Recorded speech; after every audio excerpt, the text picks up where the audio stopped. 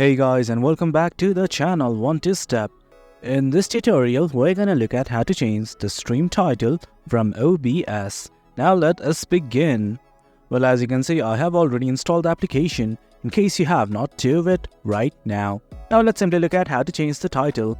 In case you have not logged into any of your accounts, what you guys need to do is simply go to settings right here at the bottom right. Once you click on it, this thing will open up. Simply go to stream and connect your streaming platform. Currently, I have connected my Twitch platform. Once you've done that, simply hit on apply. Once you've connected your Twitch account, these things will open up. From here, as you can see, you can change the title from right here as well. In context that you have already connected your Twitch account, here's what you can do. On the navbar, at the top left, you will see a button like this called as Docs. Click on it right now.